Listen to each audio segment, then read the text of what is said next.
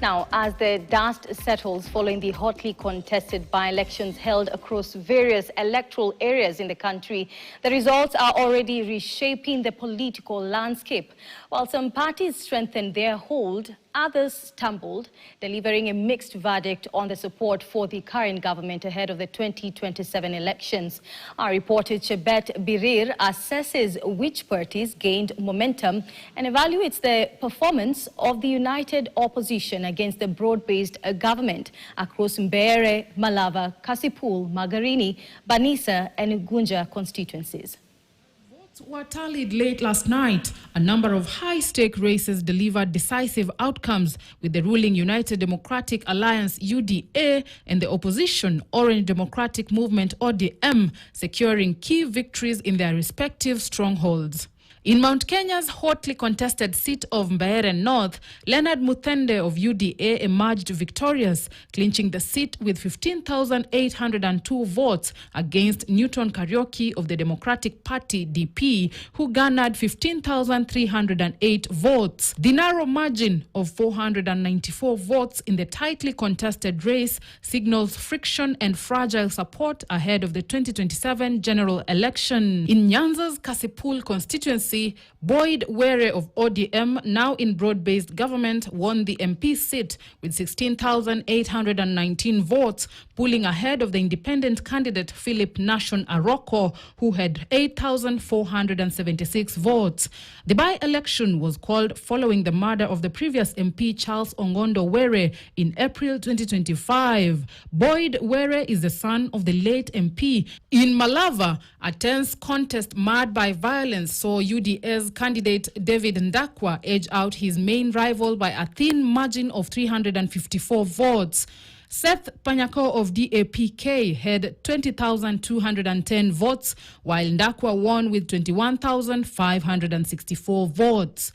The close result highlights a significant challenge to the UDA's dominance, even in a constituency considered friendly territory, where the previous MP, the late Malulu Injendi, came to parliament in 2022 via Musalia Mudavadi's ANC party. In Banisa, UDA's Ahmed Maalim Hassan secured 10,431 votes for a decisive victory over United Progressive Alliance candidate Nurdin Maalim Mohammed, who received 1,240 votes.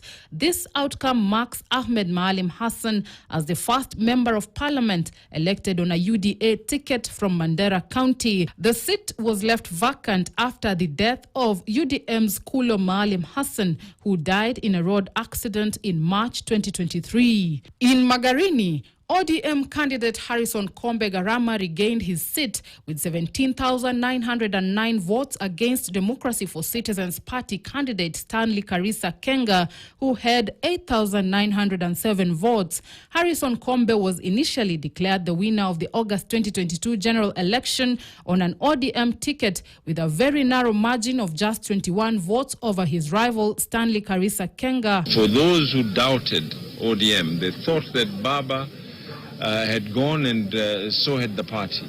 But they forgot that Baba treated us as seeds. And as seeds that were planted, we were nurtured and we had strong roots. And what has popped up now is a stronger party.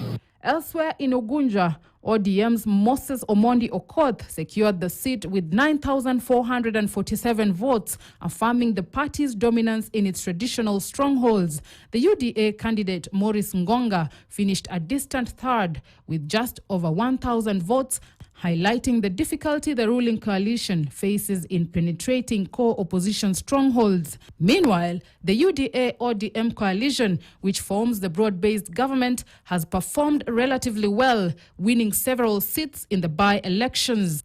However, internal tensions and rifts may be simmering beneath the surface, potentially threatening the stability of the coalition. All factors considered, Kenya's political environment remains fluid, with voter sentiment shifting depending on performance, governance delivery, and local dynamics. Kenyans should never be intimidated or distracted.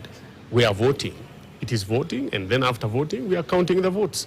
So I think that the voters should stay with their votes as required by law, within, of course, the specific rules for law and order, to ensure they are at the tallying center until the voting is done, the counting is done, and then it's announced. For the broad-based government and the united opposition, their wins are crucial, but the losses serve as a wake-up call. Chebet Birir, KTN, Nairobi. And the ruling party, United Democratic Alliance, UDA,